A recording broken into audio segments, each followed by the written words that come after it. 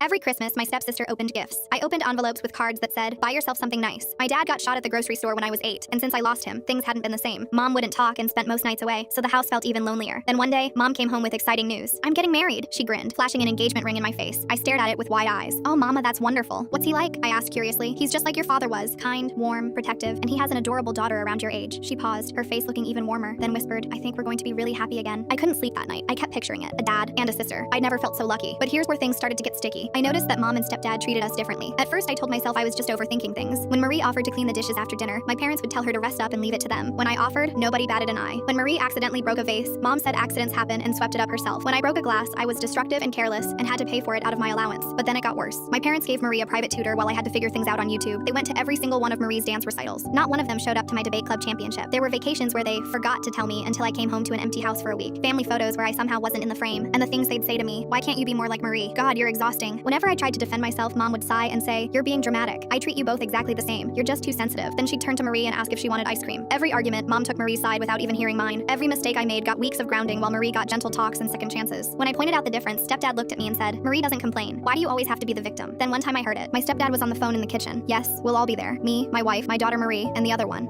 not even other daughter." I felt my heart shatter. I realized there was no room for me here, so I stopped trying. I wore what I wanted, kept the people who took my side close, started staying over at friends' house more just to avoid going home. I built an entire life outside that house thinking, hey, just survive until college then leave. And honestly, it worked. The less I tried, the less it hurt. I stopped expecting birthday cakes, stopped waiting to be introduced by name, stopped hoping Mom would ask about my day. I became a ghost in that house and things were good. Mom was happy, stepdad too. Perfect Marie got everything. I was free. Then last Thanksgiving, something unexpected happened. I came home from college for the first time in months. I expected the usual. Parents bragging about Marie, me hiding out in the corner of the room without a care. But this time, something was seriously off. Marie barely touched her food. Her eyes looked lifeless. She gave one-word answers. Nobody else seemed to notice. Later that night, I found her on the back porch, knees pulled to her chest, shaking. My first instinct was to walk away. Why would I comfort the girl who got everything I didn't? But something made me sit down. She didn't look at me. She just started talking. "I'm really happy you're back. Mom and Dad's happy too," she said quietly. I laughed. "I doubt it." She forced a smile. "Well, I missed you. Ever since you left, I hadn't been able to sleep much. Mom and Dad have been breathing down my back," and she started to cry. "I've been having panic attacks every night," she said. I turned to her with a cold expression. "How is any of this my business? I'm sorry, but you've had an awesome childhood. You were perfect, the favorite. You had nothing to worry about." She looked at me with a serious expression. She told me how her fear of failure was so intense. It was eating away at her physical health. Then she said something I'll never forget. "I spent my whole life terrified I'd end up like you." She told me she knew. She knew exactly how they treated me. She saw the envelopes while she opened gifts. She heard them call me exhausting. She watched me eat dinner alone in my room while they laughed at the table. And instead of feeling guilty, she felt terrified. Because if she ever stopped being perfect, if she slipped even once, she'd become the other one. The one they didn't pick. The one they forgot on vacations. The one they couldn't even say the name of. I sat there staring at her. This was the girl I'd envied for a decade. The girl who got everything. And here she was, shaking on a porch, telling me she'd been running scared her entire life. I used to think she won, and I lost. That she got the love while I got the leftovers. But we were both trapped by our toxic parents. And for the first time ever, I pulled her into a hug. "You know, we don't need them. We have each other." She smiled, then hugged me tighter.